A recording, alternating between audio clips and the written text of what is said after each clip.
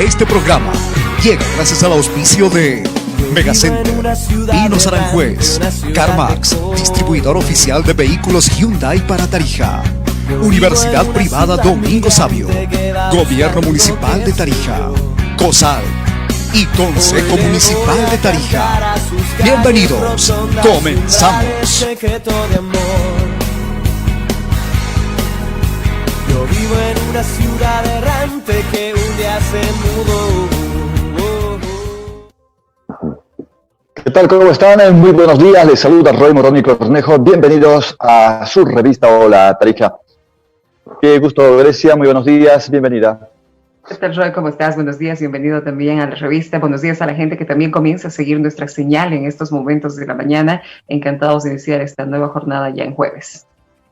Bien, queremos invitar a nuestro amigo ya de la casa, Israel Quino, darle la cordial bienvenida a nuestra revista. Qué gusto, Israel, desde la ciudad de La Paz. Bienvenido. Estimado Roy, muy buen día. Agradecido por la comunicación. Buen día, Grecia, y a la audiencia de Hola Tarija en esta bella ciudad del sur del país. Muchas gracias. Hoy hablaremos de las elecciones y cómo estas van a tener una incidencia dentro de un escenario totalmente atípico, totalmente distinto, diferente, en el sentido de poder hoy pensar que cada uno de nosotros va a tener que asistir el 6 de septiembre a votar. El tema político no se puede soslayar de esta situación. ¿Cómo observas? ¿Crece esta expectativa? ¿No es de interés de la población? Dentro del análisis que haces tan prolijo, tan minucioso, ¿cuál es tu percepción con respecto a esta primera promulgación que hace Yanine Áñez en una serie de cuestionamientos para el 6 de septiembre, de aquellos que decían que no tendría que haber promulgado la ley de convocatoria, la segunda, quienes dicen que podría haberse esperado, y aquellos que dicen que no había necesidad de echar la culpa al MAS ni a Mesa para tomar una decisión de esas características? Así es, Roy. Dos elementos importantes de los cuales abordar en virtud a los derechos políticos que tienen que ver con nuestra vida democrática y el derecho a la vida y a la salud a partir del efecto pandémico. Ocurre que en nuestro país, tras la crisis política del 2019, noviembre, hemos abordado, lamentablemente, develando las grandes deficiencias heredadas por los 14 años del gobierno del MAS en el sistema de salud. De una crisis política hemos pasado a una crisis sanitaria. Nuestra democracia, Roy, no puede quedar en la incertidumbre. No podemos estar de manera permanente con un gobierno en transición que no genera gobernabilidad política. Efecto de ello, ¿no? Una dejadez, una ausencia de políticas de salud para combatir esta pandemia en el país. Gobernabilidad política, ingobernabilidad política más bien que ejerce este gobierno en transición, al no tener un parlamento, al no tener el principio de legalidad de todas aquellas medidas, decisiones políticas que genere, ¿no? Producto, ¿no?, de que los 2/3 del MAS que en este momento se tiene en el legislativo, ¿no?, consecuencia de ese equilibrio de poderes. Seguramente mucha gente dirá, nosotros no vamos a vivir, no vamos a sobrevivir de esa pandemia con elecciones, y estoy de acuerdo.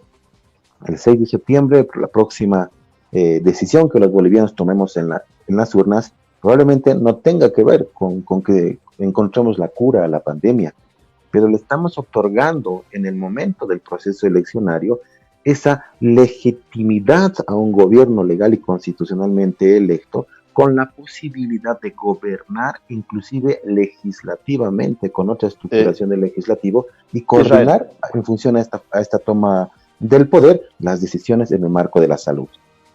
Hay dos consultas con lo que acabas de decir, me parece importante. Tú dices un gobierno que no tiene presencia en el legislativo, donde el MAS tiene efectivamente una mayoría. Pues claro, durante los anteriores años, decía la gente de Yanine Áñez y algunos diputados de oposición al gobierno de Evo Morales, claro, esa es la correlación que ha dejado el MAS, porque cambió las reglas de juego, reglas que hoy van a ser las mismas cuando estaba Evo Morales. O sea, Evo Morales rayó la cancha y con ese rayado hoy van a entrar. No sé qué elemento les hace ver el día de hoy que podrían cambiar esa correlación cuando las reglas de juego le favorecen al MAS, porque se ha privilegiado el voto rural, el voto urbano, porque resulta que los plurinominales en justamente la cuenta de escaños suman más que los uninominales. Se ha preferenciado a los pluris, a los uninominales que van con voto propio, justamente por la personalidad que tenía Evo Morales en su momento. El primer elemento. El segundo elemento dice, no tiene legitimidad, pero pregunto, ¿tiene legalidad? Sí. Sobre lo último, Roy, este gobierno en transición es legal y es constitucional efecto de la sucesión presidencial. Eso no tiene duda. Por ello, el ejercicio de las funciones transitorias del gobierno nacional y lo que hoy vemos. ¿Cuál es la principal crítica en este tiempo de transición sobre este último elemento que se mencionó, Roy? Y lo hemos conocido hace un par de días, este plan de reactivación económica, proyectado hacia 10 años. ¿De quién depende este plan de reactivación económica que plantea el Ejecutivo? De una ley nacional. Quienes dominan la ley, quienes dominan los 2/3 en la Asamblea Legislativa, el MAS. El plan de reactivación económica, trabado. Un gobierno en transición que está proyectando 10 años de gestión para la reactivación económica y generaciones de fuentes de empleo en el país cuando tiene escasos meses para continuar en el poder. De allí que se pierde, ¿no?, toda legitimidad en cualquier anuncio que se haga de parte del gobierno en transición, porque no sabemos si nos está hablando la presidenta del gobierno en transición o la presidenta candidata. De allí el interés electoral. Pequeña precisión. Muy bien, tú dices, el gobierno de Yanine Áñez tiene legalidad, pero no tiene legitimidad. Así es. Correcto.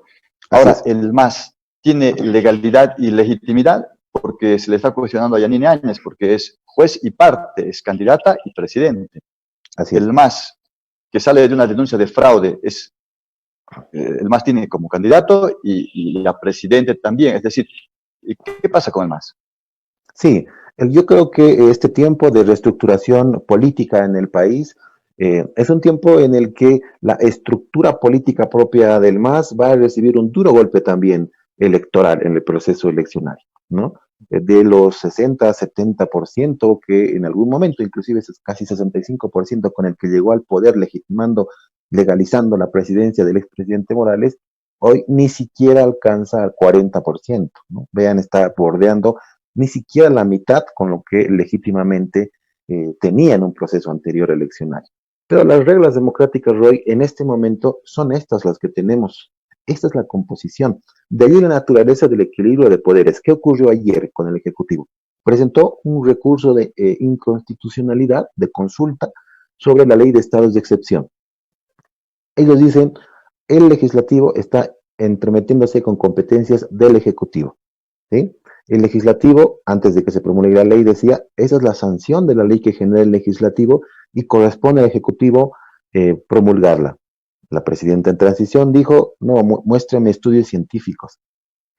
Antes de esto, ¿qué otra crisis institucional? El Ejecutivo, a través del Ministerio de Justicia, les dice al órgano judicial, vayan a trabajar en pandemia. El judicial le dice, nosotros no recibimos sus órdenes.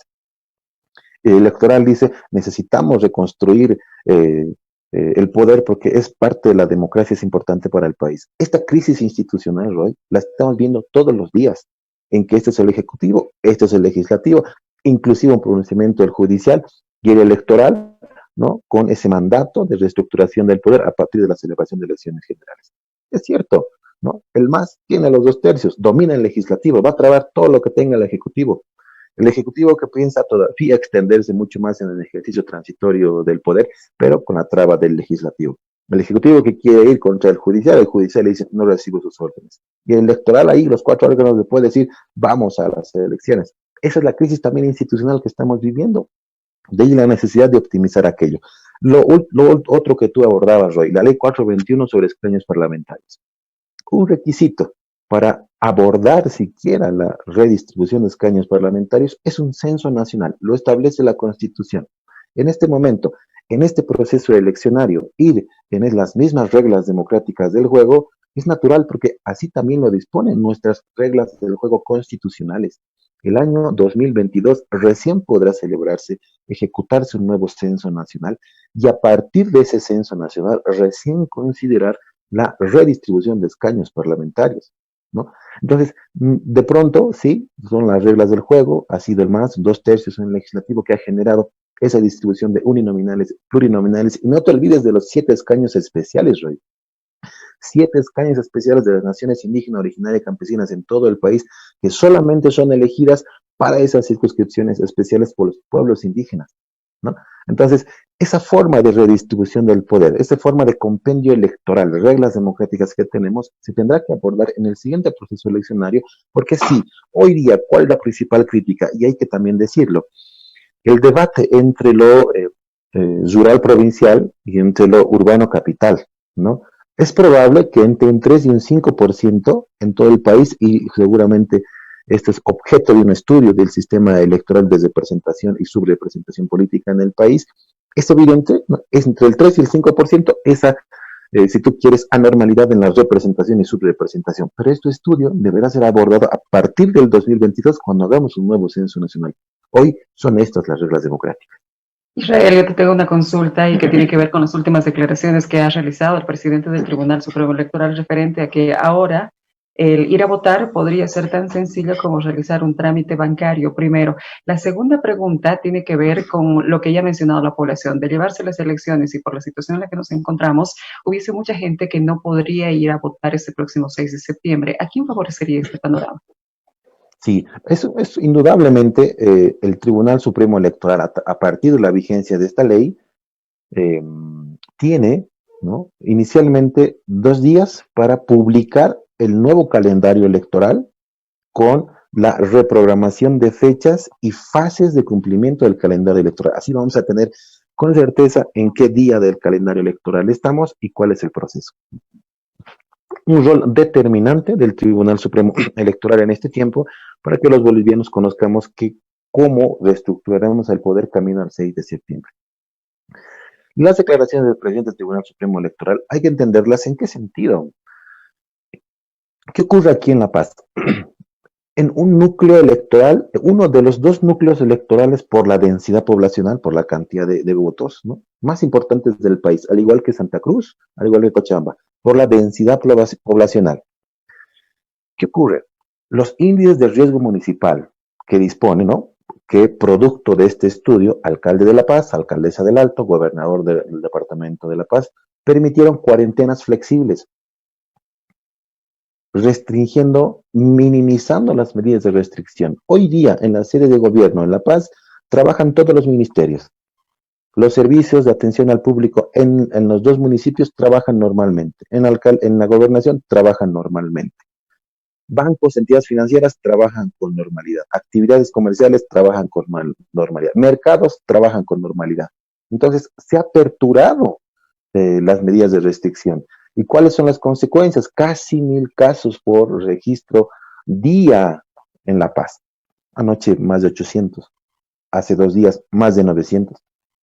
Entonces, esa es la responsabilidad política de las autoridades de los gobiernos subnacionales, gobernador, alcalde de La Paz, alcaldesa del Alto, de las consecuencias de lo que ocurre a partir de esta flexibilización de las medidas en plena pandemia. Entonces, si las autoridades políticas nos están diciendo, al igual que seguramente en La Paz, en otros municipios del país, podemos trabajar y convivir con el virus con total normalidad. Entonces, la siguiente pregunta consecuente es, bueno, entonces vamos a elecciones. Si podemos convivir con el virus, porque así nos lo están haciendo saber nuestras autoridades políticas, entonces reestructuremos el poder. De allí la importancia también y la tal vez declaración del presidente del Tribunal Supremo respecto a aquello. Y es cierto, Grecia, hace un par de días, el 23 en la noche, aquí en La Paz, una fiesta tradicional, parte de la cultura tal vez occidental, San Juan. La fila para comprar salchichas, por ponerte un ejemplo, ¿sí? Fila hasta para consumir, para comprar este tipo de consumos. La pregunta consecuente, ¿por qué no hacer esa misma fila en el momento de las elecciones? Un segundo momento importante, que es lo que tiene que hacer el Tribunal Supremo Electoral, evitar el ausentismo electoral. Solo en la región, Grecia, todos nuestros vecinos van a celebrar comicios electorales de carácter nacional y de carácter subnacional. Para este 25 de octubre, ¿no? En Chile está previsto el referéndum constitucional, una consulta de carácter nacional que debió celebrarse en abril, se celebra el 25 de octubre. ¿Qué ocurre en Argentina? Un lugar fronterizo a Tarija. Se van a celebrar comicios municipales en Río Cuarto. ¿Qué ocurre en Brasil? Se van a celebrar, tenía que celebrarse en mayo, ¿no? En abril más bien, pero se van a celebrar elecciones legislativas en Mato Grosso. En Colombia, elecciones para la Junta de Acción Comunitaria que debió celebrarse en marzo. Elecciones primarias en Puerto Rico, elecciones locales en México, elecciones primarias en Paraguay, elecciones locales en el municipio de Ayacucho, en el Perú, República Dominicana con elecciones presidenciales. En Uruguay, para septiembre, van a celebrar elecciones departamentales y municipales en pandemia. Entonces, estos datos deberán tal vez convocarnos a la reflexión, porque si podemos convivir para muchas otras cosas con el coronavirus, entonces también convivamos con el coronavirus en ese único día en el que asistamos a las urnas electorales, cuando se nos convoque para elegir presidente, vicepresidente, senadores y diputados. Sin embargo, Grecia, si la curva de contagios y la tasa de letalidad se todavía mantienen altos en días previos a las elecciones del 6 de marzo, el propio Tribunal Supremo Electoral, ¿no?, en coordinación de poderes, informará al legislativo que la ley que dispone para el 6 de septiembre elecciones generales no puede, ¿no?, cumplirse en su totalidad, porque ni siquiera puede capacitar jurados electorales producto de la pandemia, porque no pueden tener contacto social masivo. Entonces dirá, por imposibilidad material tampoco podemos celebrar elecciones este 6 de diciembre, y seguramente habrá por cuarta vez una modificación a esta ley y nueva postergación a un proceso eleccionario. Tampoco es una fecha cerrada. Israel, después de todo lo que ha ocurrido, Salvador Romero, ¿a quién crees que responde? ¿Al gobierno de Yanine Áñez? ¿Al gobierno del MAS? Porque ambos han estado acusando. El primero de haberle puesto, me refiero del MAS a Yanine Áñez, y de Yanine Áñez a Salvador Romero, de que, bueno, recibe, si no es llamadas, algún tipo de comunicación con el MAS. Sí, me ha sorprendido que mediante un Twitter la presidenta candidata haya confirmado o anunciado una reunión con el presidente del Tribunal Supremo Electoral. No sé si esa reunión lo hizo la candidata presidenta con su delegado presidencial ante el Tribunal Supremo Electoral, o lo hizo la candidata presidenta con el presidente del Tribunal Supremo Electoral, o lo dijo o se reunió la presidenta en transición con el presidente del Tribunal Supremo Electoral. No sabemos en qué sentido se han reunido. Y de allí, nuevamente, Roy, la deslegitimación de todas las medidas que realiza el gobierno en transición a partir de ese tipo de acciones. Sin embargo, es natural los cuestionamientos políticos que se haga en contra del árbitro electoral.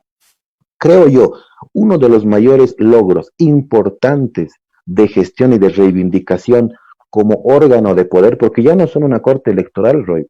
Anteriormente, el órgano electoral era solamente una corte que no era un órgano de poder. Hoy es un órgano de poder y tiene que reivindicar su posición jerárquica frente a los otros demás órganos de poder.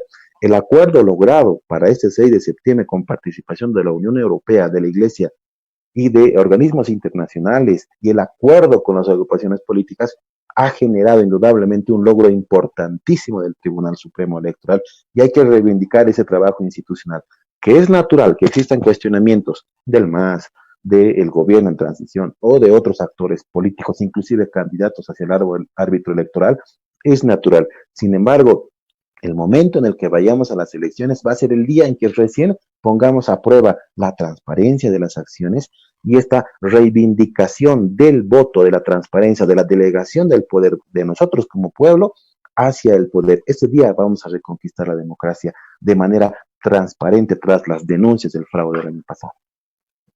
Como tú decías, esta fecha para llevar adelante elecciones generales puede cambiar según la situación en que nos encontremos, ¿no? Sobre todo por la pandemia que se vive en el país.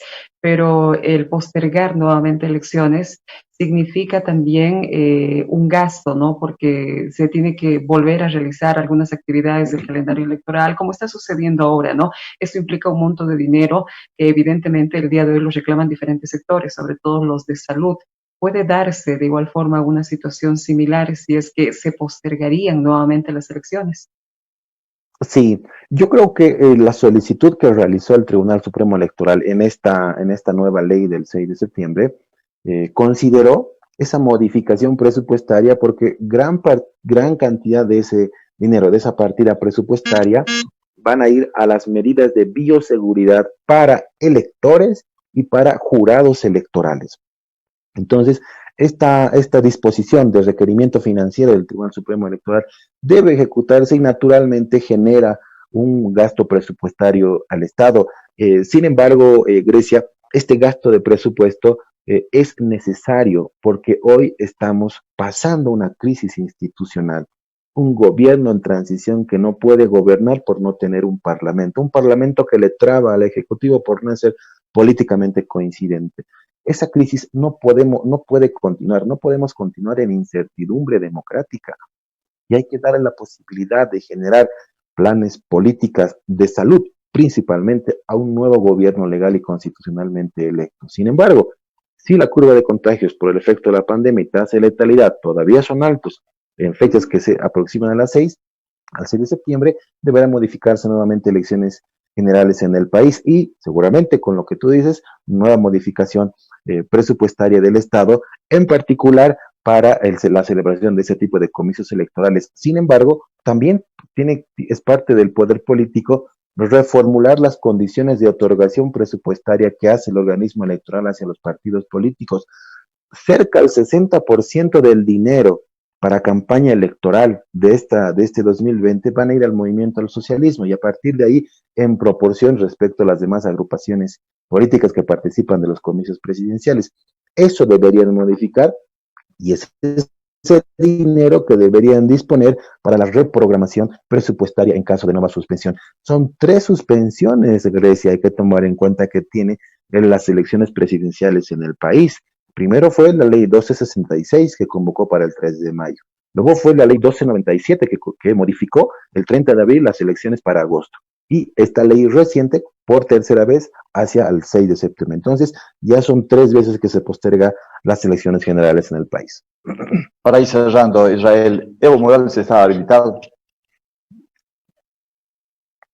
El expresidente Morales está inhabilitado, ni siquiera como candidato a senador, eso lo dijo el Tribunal Supremo Electoral y correspondía, ¿no? Porque incumplía los requisitos para postular un cargo a senador por Cochabamba, y aún, Roy, ese cargo aún no está subsanado, no está todavía, ¿no?, repuesto, si se quiere, por la agrupación política del Movimiento al Socialismo en Cochabamba. Seguramente van a volver a postular un otro candidato, también tiene que ser varón por el principio de género y alternancia, y que en este momento, no, pues todavía, al no conocer públicamente el calendario electoral, se desconoce estas fechas en las cuales se van a generar esas acciones de parte de los partidos.